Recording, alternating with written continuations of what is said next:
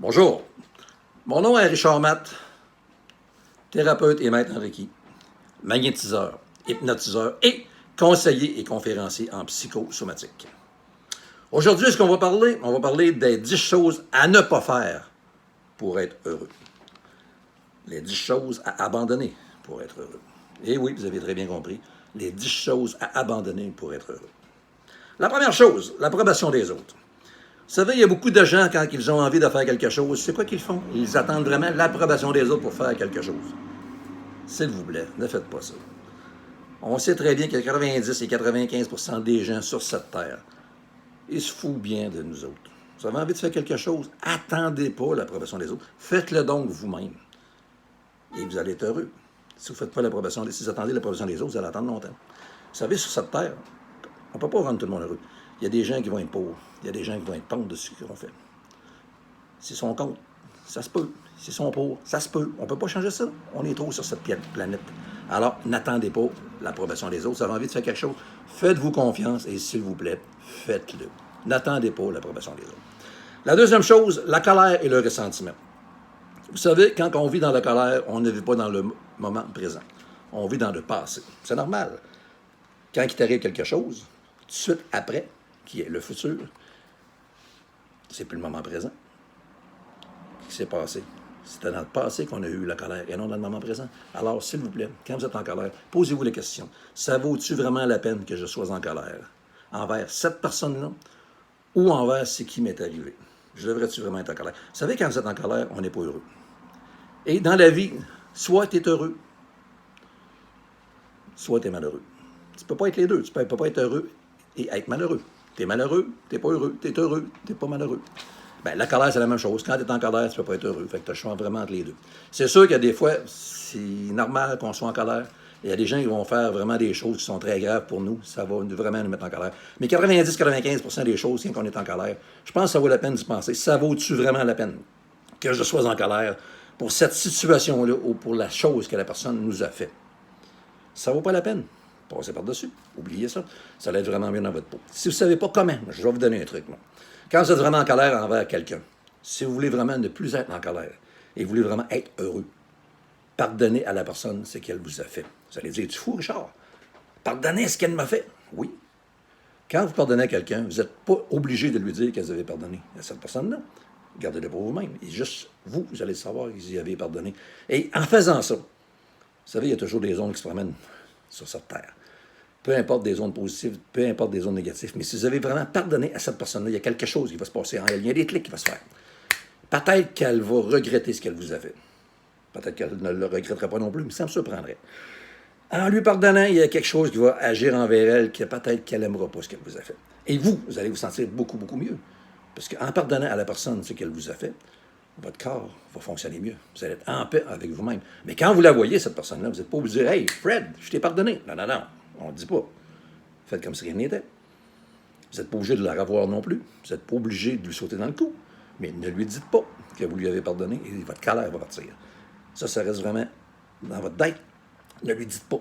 Faites-le. Vous allez voir, vous allez être moins en colère. Troisième chose, l'image négative que vous avez de vous-même. Il y a beaucoup de gens qui ont vraiment une image négative d'eux-mêmes. Pourquoi? Soit qu'ils se trouvent laids, ils se trouvent pas assez beaux, ils se trouvent trop gros, ils se trouvent trop maigres, ils sont complexés, ils ont mille et une choses que ça fait que leur image négative qu'ils ont d'eux-mêmes, ils ne l'aiment pas, leur image négative. Regardez ce que vous pouvez changer en vous. Il y a sûrement des choses que vous avez fait, que vous êtes présentement, que vous pourriez vraiment changer pour aimer votre image négative, qu'elle soit une image positive et non négative. Si vous ne savez pas comment, je vais vous donner un truc. C'est simple, mes amis. Prenez une feuille, un crayon. Marquez minimum 2 à 3 choses que vous avez vraiment de vous, que vous aimez vraiment de vous. Marquez-le. Comment qu'il y en aurait 2 ou 3, c'est pas grave. Quand vous allez en avoir écrit 2, 3, les autres vont suivre tout seuls. Et une fois que vous avez écrit ça, vous vous regardez dans un miroir. Exemple, vous avez marqué, je ne sais pas moi, je suis travaillant. Ben, tu te regardes dans un miroir et tu te dis, ce que j'aime de moi, je suis travaillant. Je suis travaillant. Tu te regardes dans le miroir, ça te revient et tu vas te sentir vraiment encore beaucoup plus travaillant et tu vas le ressentir encore mieux. T'en as un deuxième exemple. Ce que j'aime de moi, j'ai confiance en moi. J'ai confiance en moi. Tu te regardes dans le miroir et tu te le dis 2 à 3 fois. Vous allez voir, ça va revenir. Ce que j'aime de moi, je suis débrouillard. Je suis débrouillard. Hey, c'est quelque chose, je suis débrouillard. Tu te regardes dans le miroir et tu le dis. Tu vas le ressentir. Tu peux en mettre comme ça 5, 10, 20, 30, 50, comme vous voulez. Minimum au moins 2 à 3 que vous allez vous dire. Quand vous avez fini de dire toutes les choses que vous avez vraiment envie de vous dire dans le miroir, les choses positives, vous regardez, vous dites « Hey, je t'aime bien », tu te donnes une petite claque. Vous allez voir, votre vie va changer. L'image négative que vous aviez de vous-même va devenir une image positive. Faites-le. Au bout d'une semaine, donnez-moi-en des nouvelles. Vous allez voir, ça va vraiment changer votre image négative. Quatrième chose, l'idée ou l'attente du partenaire parfait. Cette valeur, mais moi, je n'y crois pas. Je ne sais pas si vous y croyez. Si vous croyez au Père Noël, tant mieux pour vous. Moi, je ne suis pas pour ça. L'idée ou l'attente du partenaire parfait. Le partenaire parfait, ça n'existe pas. La perfection, ça n'existe pas.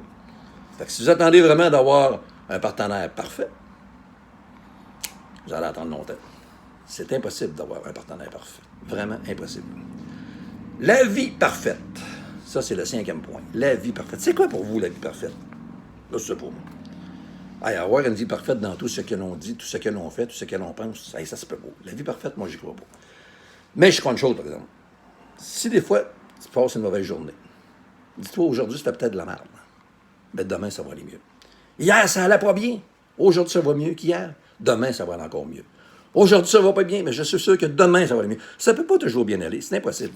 Il y a toujours des côtés qui vont bien, des côtés qui vont moins bien. Il y a des bons côtés, des mauvais côtés. C'est comme une médaille, hein?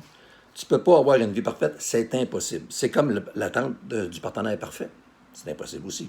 Alors, s'il vous plaît, pensez pas d'avoir la vie parfaite. Ça n'existe pas. 6e chose, l'idée que devenir riche va vous rendre complètement heureux. Et boy, si vous pensez d'être riche, ça va vraiment vous rendre complètement heureux. Pense pas, moi. Puis, si vous travaillez beaucoup pour avoir encore plus d'argent, pour être de plus en plus heureux, c'est le travail que vous faites. Vous le faites positivement. Vous vous amusez en faisant ce que vous faites pour devenir encore de plus en plus riche. Bien, tant mieux, faites-le. Mais ça va me surprendre beaucoup que pour travailler fort pour devenir riche, ça ne marchera pas tout le temps. Vous allez avoir des obstacles. Vous allez avoir des côtés négatifs. C'est normal. Ce qui veut dire que pour devenir riche, si vous êtes obligé d'être malheureux, d'être malade, d'avoir plus de troubles, ça vaut la peine d'être riche pour devenir heureux. Regardez Céline Dion, regardez Elvis Presley. Ils en ont-tu de l'argent? Ils sont riches, ces gens-là, ils sont milliardaires. Mais pour devenir milliardaires, ils ont-tu bûché un esti de coup? C'est l'enfer quand même ils ont bûché. Puis ils n'ont pas toujours été, comment je dirais bien, heureux. Pourquoi ils n'ont pas toujours été heureux? Parce qu'ils ont été obligés de bûcher pour avoir ce qu'ils ont. Ça vaut la peine. Regardez-les. Ils ne sont pas heureux, ces gens-là. J'aime bien mieux être pauvre et être heureux qu'être riche puis pas être heureux. Fait que l'idée de devenir riche va vous rendre complètement heureux. Je ne pourrais pas oublier ça. 7e chose, l'idée que la chance va venir frapper à votre porte. Hey, pas pire, celle-là. L'idée que la chance va venir frapper à votre porte. Si tu penses que l'idée que tu as, qu'à l'avenir, la chance va venir frapper à ta porte, c'est parce que tu ne contrôles pas vraiment ta vie. Si tu contrôlerais vraiment ta vie, tu ne penseras pas à ça. Tu te dirais, je contrôle ma vie. Et la chance, je l'ai. Parce que la chance, là, ça se gagne. Il ne faut pas t'attendre de l'avoir, la chance. C'est toi qui crée vraiment ta chance. Fait que si tu attends d'avoir vraiment la chance, tu vas attendre longtemps. Désolé, mon chum, mais la chance, ça se gagne. Il y en a qui vont dire, oui, je ne suis pas chanceux, je fais tout ce que je fais, je suis jamais chanceux. Oui, c'est normal, tu t'es mis dans la tête que tu n'es pas chanceux. Tu veux être chanceux? Attire-la ta chance. Vous savez, on attire toujours ce que l'on pense, ce que l'on dit, ce que l'on fait. Il y a un proverbe qui dit, on récolte ce que l'on sème. Si tu sèmes de la chance, tu vas en avoir de la chance. Si tu ne sèmes pas de la chance, tu n'en auras pas de chance. Alors, l'idée que la chance va venir frapper à votre porte, oubliez ça. C'est une perte de temps. C'est vous qui la créez, votre chance. Créez-la. Croyez-y à votre chance. Pas que vous allez l'avoir, que vous l'avez. Et vous allez l'attirer encore beaucoup plus. 8e chose, les excuses. Hey boy! Combien de gens ont eu une excuse pour faire ce qu'ils voulaient vraiment faire? Ah, aujourd'hui, je me dis bon. Ah, aujourd'hui, je suis trop fatigué. Ah, je vais attendre demain. Je vais être plus en forme. Ah, il me manque ça pour faire ça. Posez-vous donc la question, les excuses. Ça vaut-tu la peine d'avoir des excuses? Tu as envie de faire de quoi? Fonce donc, fais-le. Quand tu as envie de faire quelque chose, regarde les gens qui ont réussi à avoir ce que tu veux vraiment avoir. Pensez-vous qu'ils avaient des excuses pour ne pas continuer? Pas tout. Ils ont foncé, ils ont cru à ce qu'ils voulaient faire. En croyant vraiment très, très fort ce qu'ils voulaient faire, ben, ça a marché. Pourquoi? Parce qu'ils n'avaient pas d'excuses. Alors, s'il vous plaît, les amis, ne faites pas ça. Ayez pas des excuses pour ne pas faire ce que vous avez envie de faire. Vous avez envie de faire quelque chose, ayez confiance en vous et faites-le donc. Ça, c'est une autre chose à abandonner. La 9e, pensez continuellement à son passé. Ben beau penser à son passé, mais tu sais, des fois, on va se dire, hey, c'était-tu le fun dans le temps? On avait du fun, on jouait avec lui, on jouait avec elle, on faisait ci, on faisait ça. C'était le fun. Ça sert à quoi? C'est passé. Chris, oubliez-le, c'est passé. Le passé, on ne peut pas le changer. On vit dans le monde présent. Fait que si on vit dans le monde présent, ça sert à quoi de penser au passé? Vivez le moment présent pour oublier le passé. Parce qu'oubliez pas, ce qui s'est passé dans votre passé, ben, avant que ceci arrive, dans ce passé-là, vous aviez du présent. Comme aujourd'hui, ce que vous faites présentement va faire quoi? Va venir dans le futur. Et quand vous allez dans le futur, vous allez vous dire, hey, c'est le fun. Là, je suis dans le futur, qui est rendu présent. Le présent que je suis présentement, c'est à cause du passé que j'ai eu. J'ai eu un bon passé. J'ai plus besoin de penser au passé parce que le passé que j'ai fait, il était assez extraordinaire, il était assez positif que maintenant, aujourd'hui, je suis heureux à cause de mon passé. Mais si je ne suis pas heureux aujourd'hui, dans le futur, je ne serai pas heureux. Et si je ne suis pas heureux dans le futur, je vais me dire, ben, c'est encore de la merde dans le passé. Ça ne change pas, toujours de la merde. Ben non. Oubliez le passé, s'il vous plaît. Ça ne sert à rien de penser au passé. Le passé, il est passé, on ne peut plus rien faire. Ce qu'on peut faire, par exemple, on peut changer le présent. Et le présent va devenir votre futur. Alors, s'il vous plaît, pensez plus au passé, pensez au présent. Dernière chose, l'obstination. Et boy, ça sert à quoi de s'obstiner envers quelqu'un? Vous savez, dans la vie, c'est quoi qui est important? D'avoir raison ou d'être heureux? Quand tu t'obstines avec quelqu'un, tu veux être heureux ou tu veux gagner? Tu peux gagner, mais tu ne seras pas heureux. Moi, je savais, des fois, je ne suis pas d'accord avec les gens, ce qu'ils disent, ou ce que les gens font, ou ce que les gens pensent.